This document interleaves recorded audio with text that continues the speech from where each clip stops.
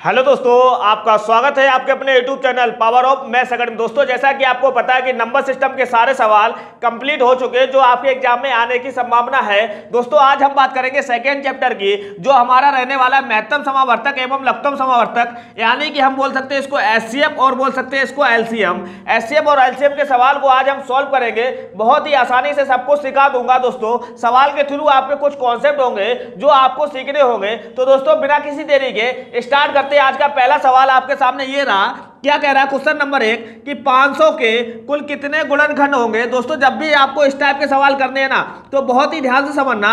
बात कर रहा है गुणनखंड की, तो गुणनखंड में आपको एक चीज हमेशा ध्यान रखना होगा कि आपको जो भी नंबर दिया जाए ना, उसके आपको अभाज्य गुणनखंड करने होंगे।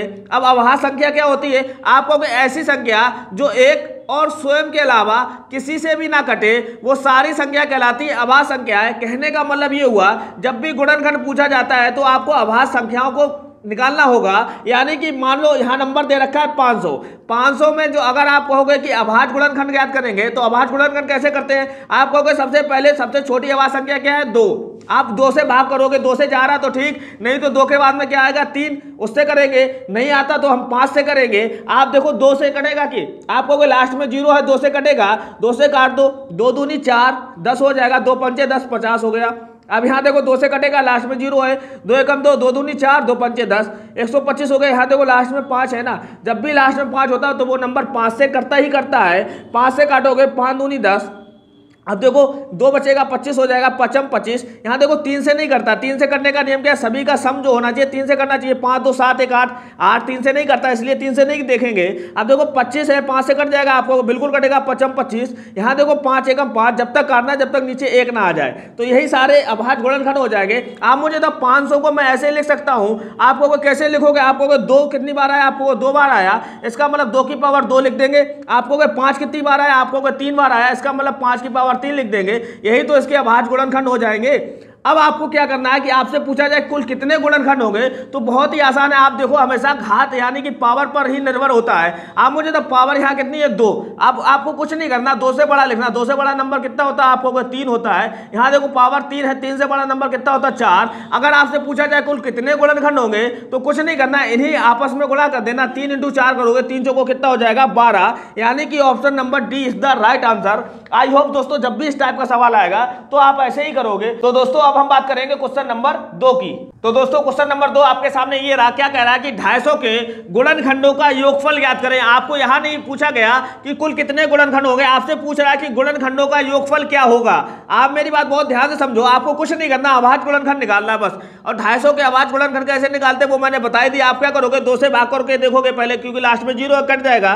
2 एकम 2, 2 दूनी 4, 2 पंचे 10। यहाँ देखो कितना आएगा? आपको लास्ट में 5 है, 5 से कटेगा, 5 दूनी 10, 5 25। यहाँ देखो किससे कटेगा? 5 से कटेगा, 5 25। फिर क्या कटेगा? 5 से कटेगा, 5 एकम 5। आप देखो आपके सामने जो 250 के गुणनखंड निकल कर आए ना, वो देखो 2 कितनी बार आया? आपको 1 बार आया, यानी कि 2 की पावर 1 लिख सकता हूं। यहाँ देखो 5 कितनी बार आया? आपको 3 बार आया, यानी कि 5 की पावर 3 लिख सकता हूं। अब आपसे पूछा जाए कि गुणनखंडों का योगफल ज्ञात करें, तो बहुत ही आसान है, कुछ नहीं करना। यहाँ पावर कितनी है? 1। आप कुछ नहीं, पावर बढ़ा के लिखना। 2 की पावर 1 को क्या लिखोगे? 1 पावर बढ़ाओगे, 2 की पावर 2 करना बस।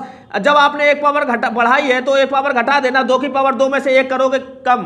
इतनी बात समझ गए? अब आपको कुछ नहीं करना, अपॉन में क्या लिखना? पावर को थोड़ी देर के लिए भूल जाओ, तो क्या लिखा? 2 - 1 लिखा, वही लिख देना। अब यहाँ बीच में क्या लिखा? गुणा। अब देखो पावर को बढ़ा के लिखना, 5 की पावर 3 है, यहाँ लिखोगे 5 की पावर 4। अब क्या करना? माइनस का 1 करना, 1 पावर बढ़ाई है। अब थोड़ी देर के लिए पावर को भूल जाओगे ना, तो क्या लिखा? 5 - 1 लिखा है। बस यही हमारा आंसर हो जाएगा। इसको सॉल्व करोगे, 2 की पावर 2 कितना होता है? 4 होता है। 4 में से 1 जाएगा 3, 3/2 - 1 करोगे 1 होगा, 3/1 कितना बनाएगा? आपको 3 ही बनाएगा। इंटू 5 की पावर 4 कितना होता है? आपको 5 की पावर जो 4 होता है वो कितना होता है? 625। 5 25 पंचे 125 पंचे 625। 625 में 1 कम करोगे कितना आएगा? 624 आएगा। और अपॉन में क्या होगा? 5 में से 1 जाएगा, कितना बचेगा? 4। अब देखो 4 से कट जाएगा, काटो, 4 एकम 4, 2 बचे 20 हुआ, 4 पंचे 20, फिर 2 बचे 24 होगा, 4 छंग 24। मतलब कि 3 × 156 आ रहा। 3 × 156 कितना होता है? 3 छक 18 की 8, 3 बचे 15, 15 1 16 की 6, 3 एकम 3 और 1 कितना हो जाएगा? 4। जो भी आंसर आएगा वो कितना आएगा? 468 आएगा।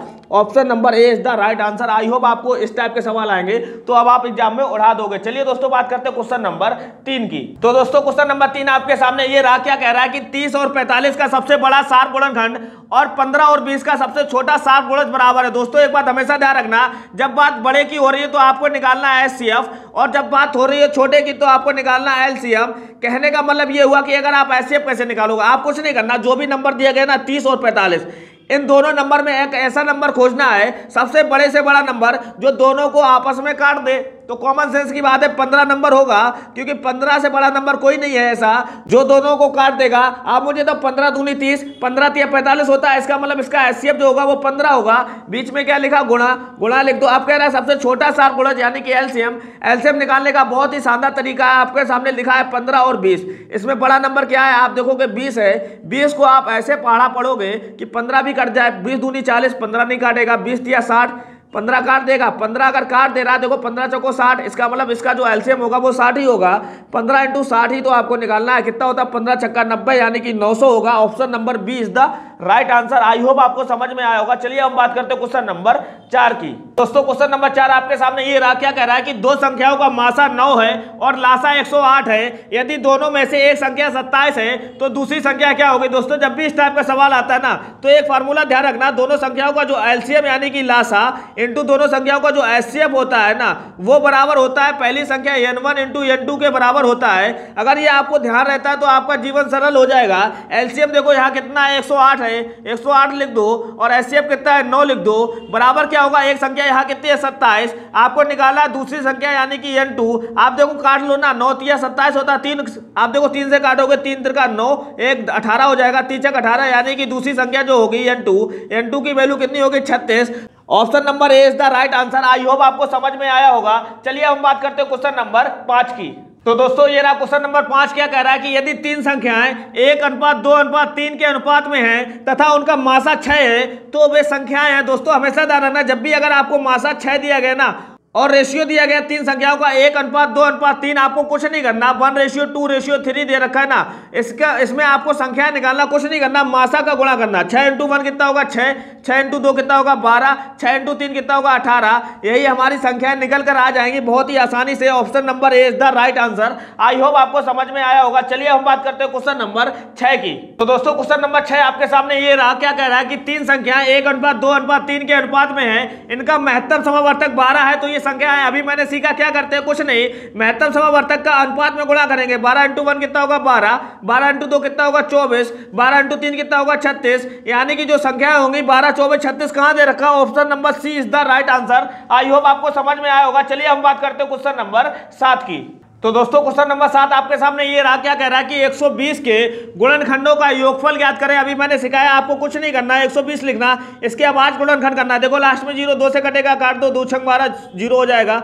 2 से काटोगे 2 तिया 6, फिर 0, फिर 2 से काटोगे 2 एकम 2, 2 पंचे 10, 15 आएगा। देखो 3 से कट रहा है, बिल्कुल कट रहा है, 3 पंचे 15। यहाँ देखो 5 से कटेगा, 5 एकम 5, जहां तक 1 आ जाए ना वहीं समाप्त हो जाता है। तो 120 को मैं ऐसे लिख सकता हूँ, आप मुझे तो 2 कितनी बार है, आपको 3 बार, इसका मतलब इसको मैं ले सकता हूँ 2 की घात 3 इंटू 3 कितनी बार, एक बार यहाँ लिख सकता हूँ 3 की पावर 1, 5 कितनी बार है, एक बार यहाँ लिख सकता हूँ 5 की पावर 1। अब आपको क्या करना है, जब भी आपको योगफल ज्ञात करना है, कुछ नहीं, पावर बढ़ा के लिखो। यहाँ 2 की पावर 3 है, कितना लिखोगे, 1 बढ़ाओगे 2 की पावर 4। जब 1 बढ़ा दिया तो आप इसमें 1 कम कर दोगे। आप क्या करना, अपॉन में पावर को भूल जाओगे, बस वही नंबर उतार देना, 2 - 1। फिर इसी प्रकार से यहाँ करना, पावर को बढ़ा के लिखोगे, 3 की पावर 2 माइनस का फिर 1 करना, पावर को भूल जाओगे, नीचे क्या लिखेगा 3 - 1। फिर इसी प्रकार से 5 की पावर 1 है, पावर को बढ़ाओगे 2 हो जाएगा, फिर -1 करना, पावर को भूल जाओगे तो क्या लिखोगे 5 - 1। आप देखो 2 की पावर 4 कितना होता है, आपको 2 दूनी 4 दूनी 8 दूनी 16, 16 में से 1 जाएगा तो कितना बचेगा, आपको 15। यहाँ देखो 2 - 1 कितना बनाएगा, 1 ही बनाएगा। इनटू करोगे 3 की पावर 2 कितना होता है, आपको 9 में से 1 जाएगा, कितना बचेगा 8। यहाँ 3 में से 1 जाएगा, कितना बचेगा 2, अपॉन में फिर इनटू। यहाँ 5 की पावर 2 कितना होता है, 25 में से 1 जाएगा, कितना बचेगा 24। यहाँ 5 में से 1 जाएगा, कितना बचेगा, आपको 4 बचेगा। आप देखो काट दो, 4 छंग 24 होता है, 2 चौको 8 होता है, गुणा करोगे 15 चौको 60, 60 गुणा 6 करोगे 6 36 यानी कि 360। Option number B is the right answer. I hope आपको समझ में आया होगा। चलिए हम बात करते हैं क्वेश्चन नंबर 8 की।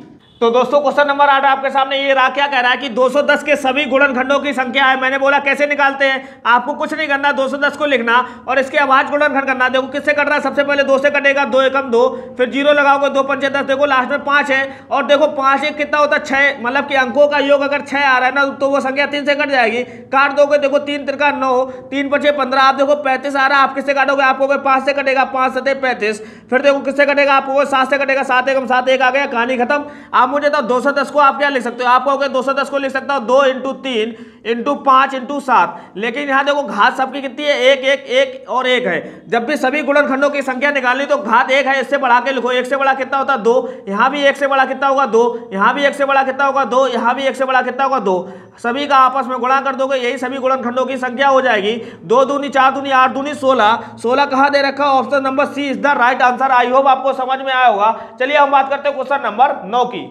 तो दोस्तों क्वेश्चन नंबर 9 आपके सामने ये रहा। क्या कह रहा है कि 200 के गुणनखंडों की संख्या बताओ। आपको कुछ नहीं करना, बस 200 के अभाज्य गुणनखंड करना। देखो सबसे पहले 2 से काटोगे कितना आएगा, 100 आ जाएगा। फिर देखो 2 से काटोगे कितना आएगा, आपको 2 पंचा 10 50 हो जाएगा।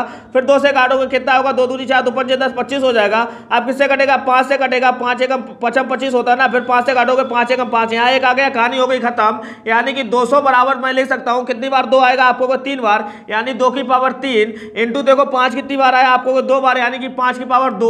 और आपको गुणनखंडों की संख्या ज्ञात करनी तो पावर से 1 बढ़ा दो, 3 1 कितना होता है 4, यहाँ 2 से बड़ा कितना होता है, आपको वो 3 होता है। इन्हीं का आपस में गुणा कर दोगे, वही हमारी गुणनखंडों की संख्या हो जाएगी। यानी कि option number A is the right answer. I hope आपको समझ में आया होगा। चलिए हम बात करते हैं क्वेश्चन नंबर 10 की। तो दोस्तों क्वेश्चन नंबर 10 आपके सामने ये रहा। क्या कह रहा है कि दो संख्याओं का मासा 7 है और लासा 70 है। यदि दोनों में से एक संख्या 14 है तो दूसरी संख्या क्या होगी। अभी मैंने बताया दोनों संख्याओं मासा और लासा का गुणनफल जो होता है, यहाँ मासा कितना है 7 और 70 बराबर क्या होता है, पहली संख्या इंटू दूसरी संख्या। पहली संख्या कितनी दे रखी है, यहाँ 14। आपको दूसरी संख्या याद करनी है, यानी कि n2 आप कर दो ना। 14 से काटोगे 14 पन्ना कितना होता है 70, 5 × 7 कितना हो जाएगा 35। 35 जो होगा वो दूसरी संख्या होगी, इसका जो आंसर होगा वो कितना होगा 35, यानी कि option number D is the right answer. I hope आपको दोस्तों आज के 10 सवाल बहुत ही अच्छे से समझ में आए होंगे। दोस्तों पसंद आया हो तो प्लीज चैनल को सब्सक्राइब जरूर कर देना। धन्यवाद।